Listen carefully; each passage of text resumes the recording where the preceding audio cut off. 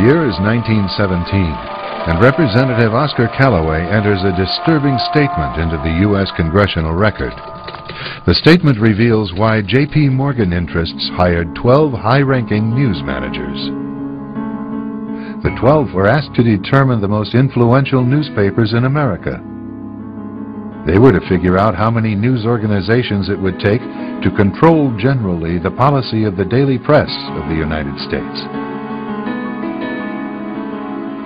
The 12 found it was only necessary to purchase the control of 25 of the greatest papers.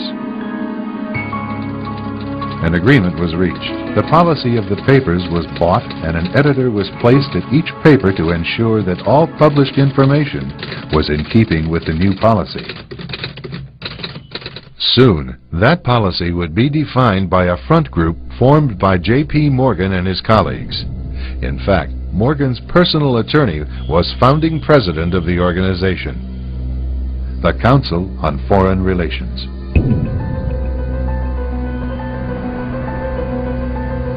Today, the CFR maintains that its goal is to increase America's understanding of the world.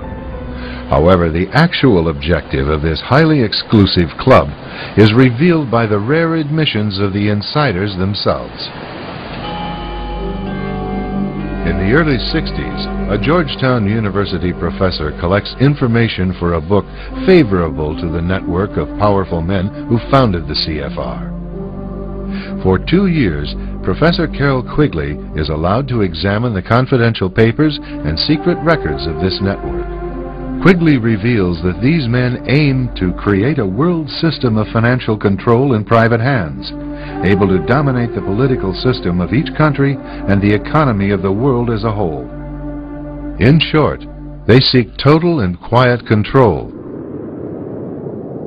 of the entire world. And the CFR is their most visible conduit for carrying out that agenda. CFR members include America's wealthiest tycoons, as well as the highly placed elite in government, academic institutions, tax-exempt foundations, and the establishment media. Ruling Class Journalists, written by Richard Harwood, describes the CFR membership as the ruling establishment in the United States. The Washington Post article boasted that news reporters who are CFR members do not merely analyze and interpret foreign policy for the United States, they help make it. Who are these policymakers? Many of their faces are familiar. NBC's Tom Brokaw, CBS's Dan Rather, ABC's Barbara Walters, Jim Lehrer of PBS, William F. Buckley of National Review, media mogul Rupert Murdoch, owner of the giant multifaceted News Corporation. These media heavyweights, and many others like them, are members of the CFR. Powerful corporations are also invited to become members. At the close of the 20th century, CFR influence presided over far-reaching consolidations of media control. In 1995, CFR members Michael Eisner of Disney and ABC's Thomas Murphy merged their media empires. Soon after the merger, the Disney-ABC empire becomes a CFR corporate member.